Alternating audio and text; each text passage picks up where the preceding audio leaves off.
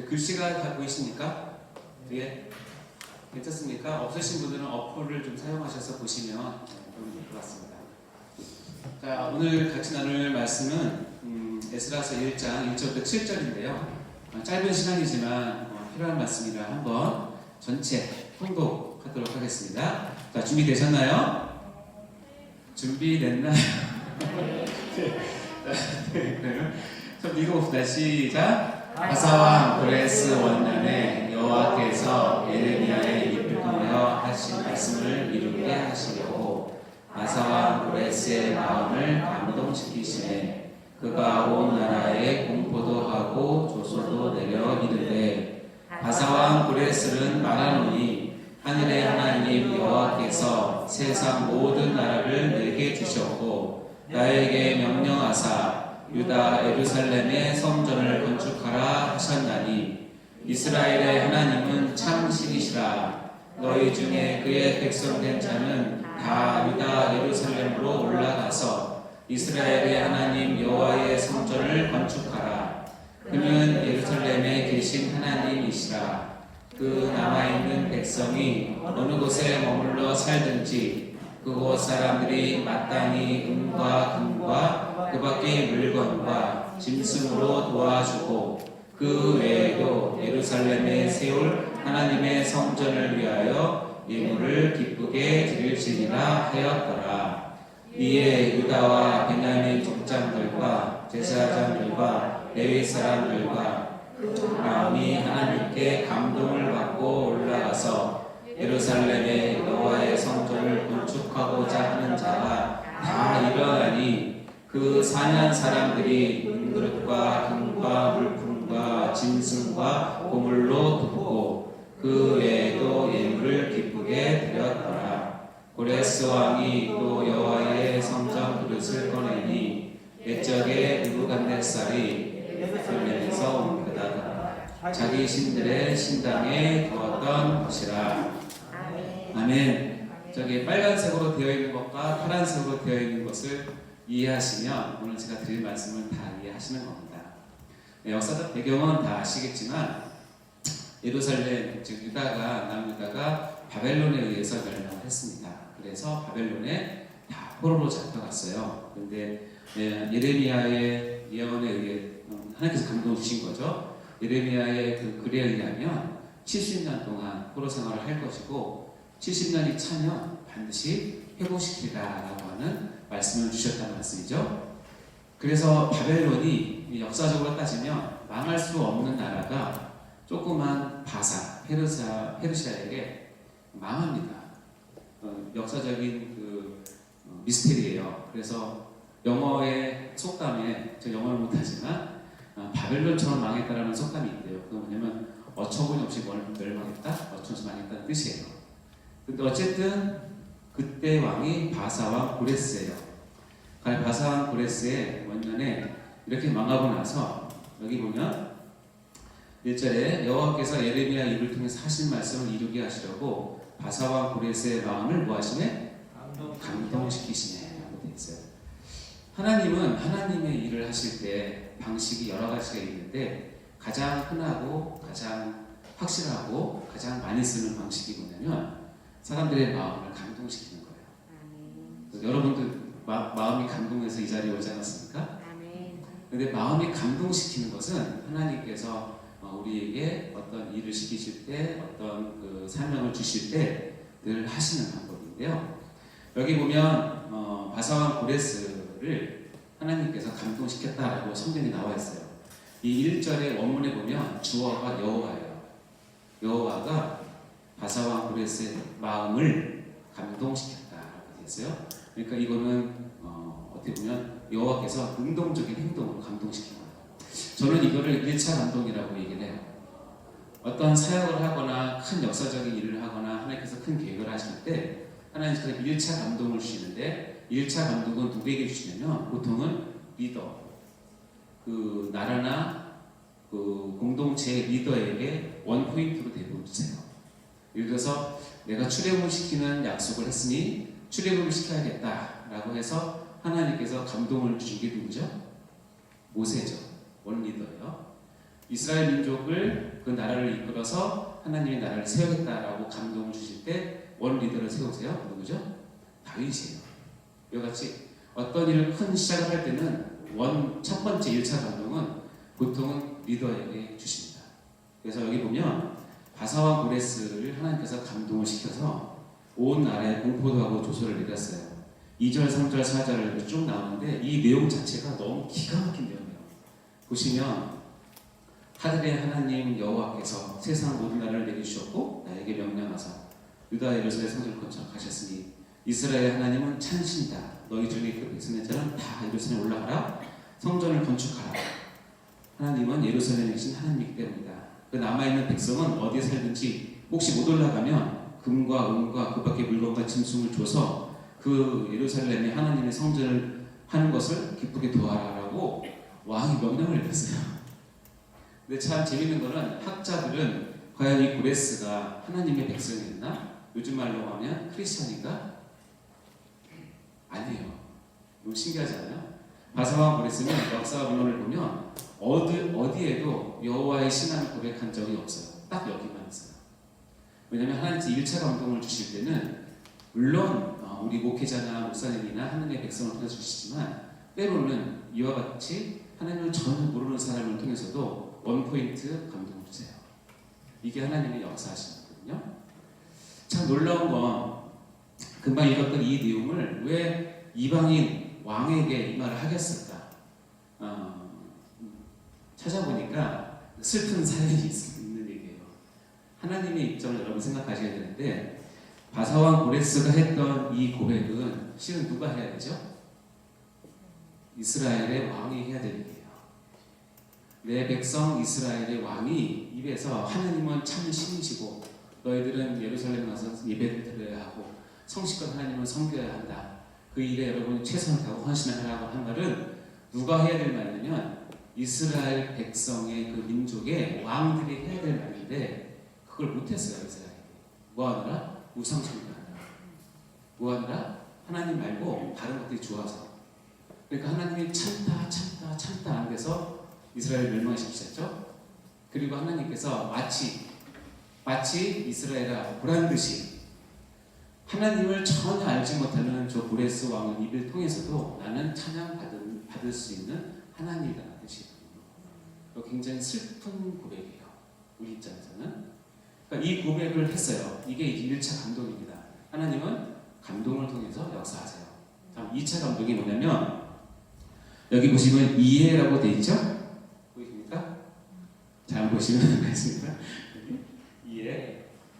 이해란 말이 중요한데 이해는 뭐예요? 1차 감동을 받은 고레스 왕이 조서를 통해서 이것을 선포했어요. 요즘 말로 하면 말씀을 설교한 거죠. 이것을 듣고 인지 반응해야 될 사람이 누구냐면 유다와 베냐민 족장들과 제사장들과 레위 사람들과 그 마음이 하나님께 감동을 받게 돼요. 이걸 2차 감동이라고 얘기하는데 2차 감동은 뭐냐면 하나님의 말씀을 통한 감동을 2차 감동이라고 얘기할 수 있어요. 아시겠죠? 그래서 이 사람들이 하나님께 감동을 받았어요. 이건 수동태로 표현이죠. 감동을 받고 예루살렘에 올라가서 그 명령대로 성전을 짓고자 일어났어요. 사람들이 막 일어났어요. 그것을 보고 3차 감동입니다. 그건 누구냐면 그 다음에 보면 그 사는 사람들, 즉 2차 감동을 받고 내가 예루살렘에 가서 성전을 건축할 거예요. 내가 바벨론에서 쌓아놓은 많은 것들이 많지만 이것을 버리고 내가 멀리 예루살렘 다시 돌아가서 하나님의 전을 짓겠어요 라고 일어섰던 사람들을 보면서 그 주위 사람들이 감동을 받아요. 여기서 감동받았다는 말은 없지만 무엇을 보면 알 수 있냐면 그 사는 사람들이 은그릇과 금과 물품과 짐승과 보물로 뭐하고? 돕고 그 외에도 예물을 기쁘게 드렸어요. 여러분 자기 가진 재물을 돕고 예물을 기쁘게 드리는 것은 마음의 감동이 없이는 불가능합니다. 그렇죠? 그래서 3차 감동은 뭐냐면 하나님의 말씀을 듣고 일어나서 헌신한 사람들의 그 삶을 보면서 자기도 거기에 동참하는 것을 3차 감동이라고 얘기할 수 있어요.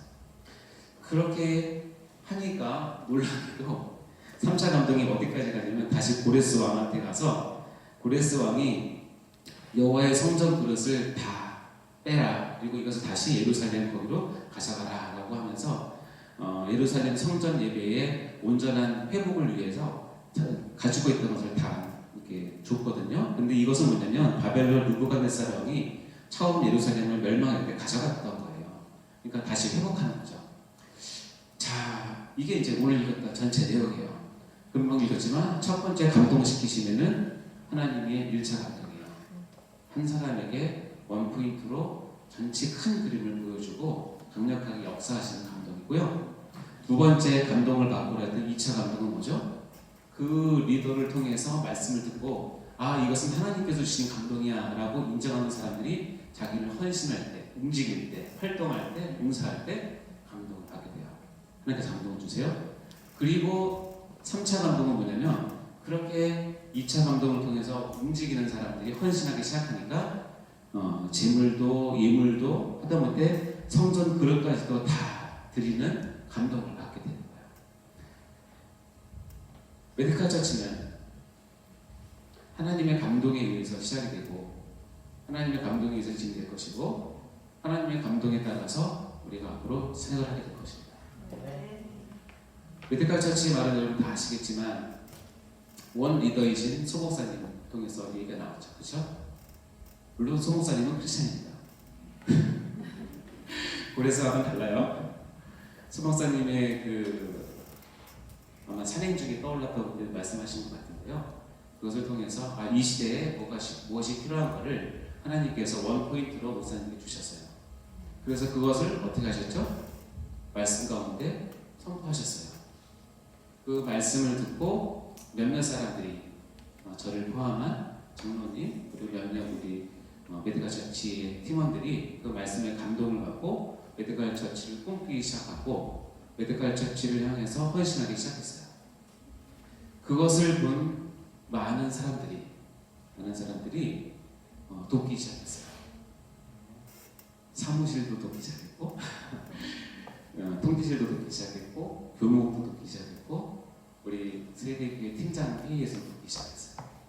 그게 언제 갔냐면 우리가 말씀을 붙잡고 감동으로 헌신하기 시작했을 때. 저희가 이제 얼마 전부터 우리 헬퍼분들을 모셨어요. 그리고 각 고구를 대표로 해서 저희들에게 이제 어떻게 보면 같이 동역을 하라고 장을 열어주신 거죠. 물론 여러분 각자 하나님 감동을 다 받았습니까? 라고 제가 물을 수는 없을 거예요. 왜냐면 그 당시는 하나님 감동보다는 교구 전도사님의 강압이 더 컸기 때문에. 그러나 그것은 중요하지 않아요. 그것은 중요하지 않고 여러분 이제부터는 이 사역을 향한 하나님의 마음이 무엇인지를 거꾸로 역추선을 하셔야 돼요. 나는 최소한 여러분은 3차 감동을 받은 사람이 되셔야 하고 이 말씀, 제가 지금 드리는 이 말씀을 듣고 여러분 얼른 2차 감동자가 되셔야 돼요. 그래서 직접적으로 말씀드리는 겁니다. 그리고 이것이 어디서 왔는가? 우리의 원 리더이신, 원 포인트 리더이신 소강 선생님도 왔죠. 인정하시면 그것이 어디서 왔겠어요? 하나님께서 하나님 본 것이죠. 이 시대에 코로나가 올 거라고 아무도 예상하지 못하고 아무도 알지 못했던 이 시대에 저도 여기 처음 왔을 때는 코로나의 후처도 없었어요. 오고 나서 한 달도 안 돼서 시작된 거니까 저도 정신없이 달려왔지만 돌이켜서 역으로 생각을 해보니까 하나님의 인도하심이 얼마나 크신지 하나님께서 우리 세대들을 얼마나 사랑하시는지 그리고 소왕성 목사님을 통해서 이 시대를 이 위기의 시대를 어떻게 극복하게 하시는 리더로 세우시는지 거기에 우리가 한 부분을 맡아서 메디컬 처치라고 하는 것을 통해서 한국교회 위상과 그리고 예배를 안전하게 드림과 우리 성도들을 섬기는 일에 여러분을 부르셨다는 사실을 빨리 깨닫고 여러분 마음의 감동을 받으셔야 된다는 겁니다. 아멘. 아멘. 이 시간 여러분께 그 하나님의 감동이 전해졌으면 좋겠어요. 아멘. 그리고 그 감동에 따라서 여러분 정말 헌신하시면서 우리가 가야 될 이 길은 저도 안 가본 길이고 우리 당회도 안 가본 길이고 하다못해 소목사님도 안 가본 길이에요. 다 처음 하는 거예요. 다 처음. 여러분이 하는 모든 것들은 다 얘기했잖아요. 세계 최초라고. 처음 하시는 거예요. 얼마나 놀라운 감격입니까? 여러분 이 일에 여러분 쓰임 받았다는 사실에 대해서 큰 감사를 하시고 감동이 있으시길 간절히 바랍니다. 네, 기도하겠습니다. 하나님 아버지 감사합니다. 우리의 마음을 감동하시고 움직이셔서 일하시는 하나님, 하나님을 찬양합니다. 그리고 하나님께서 이 일들을 통해서 하나님의 영광과 하나님의 나라와 주님의 교회를 세우실 줄 믿습니다. 저희 메디컬 처치를 사용하여 주시고 우리 한 사람 한 사람의 마음을 주님 성령으로 감동시켜 주셔서 자원함으로 진정성을 가지고 기쁨으로 우리 같이 협력할 수 있고 동역할 수 있도록 도와주시옵소서. 오늘 있는 모든 직무교육 가운데 함께 하시고 무엇보다도 우리가 서로 마음을 열고 하나가 되길 원하오니 이 시간 함께 하여 주옵소서. 감사하며 예수 그리스도 이름으로 기도하옵나이다. 사망의 끈을 앉아 죽어가는 나의 백성들, 절망과 굶주림에 갇힌 저들은 내 마음에 오르지. 누구의 마음에? 하나님 아버지의 오랜 슬픔이라는 거예요. 그러면서 나는 이제 일어나 저들의 멍에를 걷고 눈물 씻기를 원하는데, 아버지의 마음이에요. 근데 뭐냐면 그럼 하나님 하시죠? 그렇게 하면 되는데 그렇게 안 하시고, 그게 우리가 이제 그 다음에 우리가 감당해야 될 건데, 누가 내게 부르짖어 저들을 부흥케 할까? 하나님 기다리시는 거예요. 저들을 향해서 부르짖는 누군가를 기다리는 거예요. 이건 어떤 일이냐면 하나님께서 일을 하실 때 하나님께 해버리는 게 아니라 나에게 부르짖어서 내가 그 사람을 통해서 하나님이 원하신다는 마음이에요. 그러면서 누가 나를 위해 가서 나의 사랑을 전할까? 누가 나를 대신에 갔으면 좋겠다는 거예요. 이게 하나님의 마음이에요. 이 찬양을 아침에 박주환 목사님이 특송을 부르시는데 제 마음에 얼마나 깊이 다가오는지 오늘 직무교육을 생각하면서 여러분, 참 여러분께 간절히 소망합니다. 하나님이 이런 찬양을 부르십니다. 이런 마음을 애끓는 마음을 부르는데 누가 하나님께 부르시겠습니까? 누가 이 시간에 하나님 대신 가겠습니까? 누구에게? 우리에게 맡겨진 교구의 질병으로 어려운 가운데 헤매고 힘들어하는 저들에게 누가 내 대신 가서 위로를 전해주고 신앙을 돋아주고 그들을 세워줘서 하나님 앞에 나오게 해서 정말 저들을 얽매이고 있는 멍해와 그 절망과 굶주림을 해소시키는데 누가 갈까요? 누가 갈까요? 이렇게 이 찬양을 부르면서 너무너무 오늘 직무교육을 생각하면서 여러분과 나누고 싶었던 찬양이었습니다. 이거를 여러분이 마음에 두고 이제 간단하게 보겠습니다. 자, 메디컬 헬퍼, 이거는 헬퍼뿐만 아니라 우리 팀원 전체입니다. 제가 처음에는 메디컬 헬퍼 직무교육이라고 했다가 제가 이것을 계속 기도하면서 생각을 해보니 이건 헬퍼의 문제가 아니라 우리 팀원과 헬퍼 모두가 하나 되는 문제거든요. 그래서 공식 이름을 메디컬 처치 직무교육으로 바꿨어요. 우리 카톡에서 보셨죠?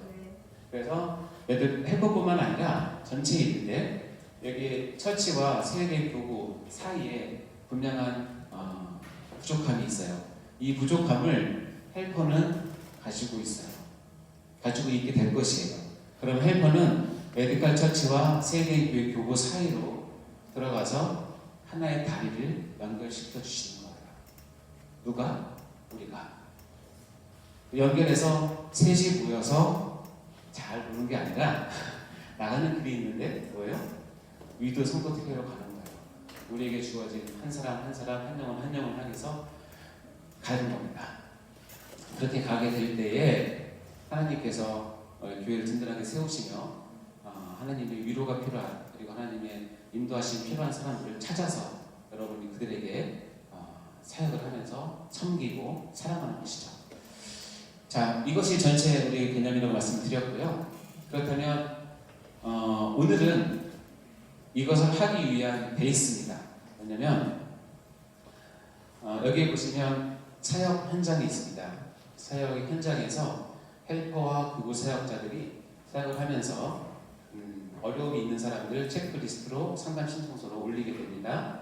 그러면 제가 전에 말씀드렸지만 상담팀장을 저희가 세웠습니다. 8명의 상담팀장을 세웠는데 대부분 10년 이상의 실무에서 간호사 역할을 했던 분들입니다. 물론 그분들이 다 할 수는 없지만 최소한 이 메디컬적인 부분에서는 기본적인 지식을 갖고 있는 8명의 팀장을 세웠습니다. 그 8명의 팀장 아래 각 교구별로 헬퍼와 그리고 우리 메디칼 실제 팀원들을 하나로 묶었습니다. 그래서 우리 메디칼 처치 전체가 8개의 소그룹으로 나눠지게 된 것이죠. 이렇게 올라온 우리의 어떻게 보면 민원이라고 그래야 되나? 상담은 여기서 컨설테이션 하게 되는 거죠. 상담과 자문을 하게 되고 이것이 컨트롤 타워로 올라가서 필요한 것들을 제공을 해줍니다. 필요하면 협업을 통해서 교회 내 의료진이나 병원에 연계할 수도 있고 3차 병원의 진료훈련센터를 통해서 좀 더 양질의 진료를 가게 할 수도 있고 의료 정보와 전달, 방역이라든가 진료 정보의 업데이트를 통해서 소통을 통해서 그것을 계속 지속적으로 알려드리는 것이죠. 이게 전체적인 그림이라고 생각을 하시면 됩니다. 그래서 오늘은 어떤 일을 할 거냐면 임원들이 같이 모였을 때 가장 안타까운 건 뭐냐면 서로 잘 모른다는 것이 가장 어려운 일 중 하나였어요. 그래서 여기 보시면 상담 팀장별로 교구를 나눴고 그 위에 교육자와 헬퍼님들이 있고 그 메디컬 처치 팀원들을 일단 한 명, 두 명씩 다 배치를 했습니다. 여기 보시면 상담 팀장 기광희 팀장님, 박신혜 팀장님, 김지연비, 윤민숙 권사님, 정미경 지사님, 이인숙 권사님, 김미연 지사님, 성준 지사님이 이렇게 되어 있죠.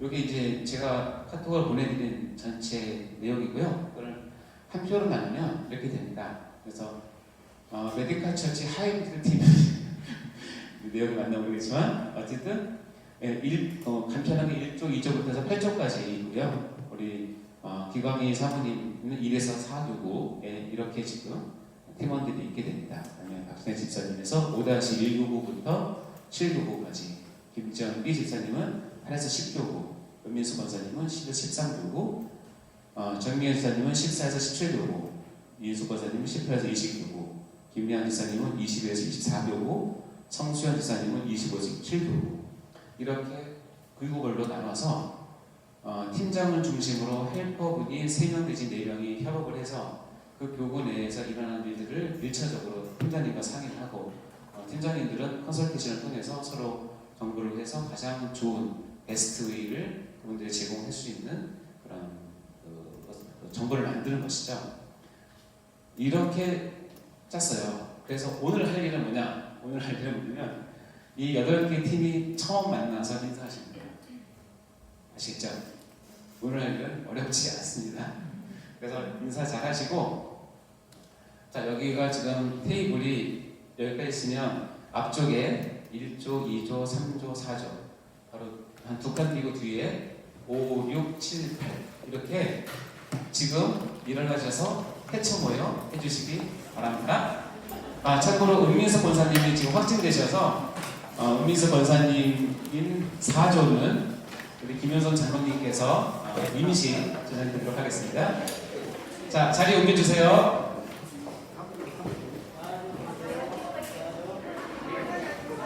자, 서로 바라보면서 할 수 있도록 하시는 게 제일 좋을 것 같습니다. 네.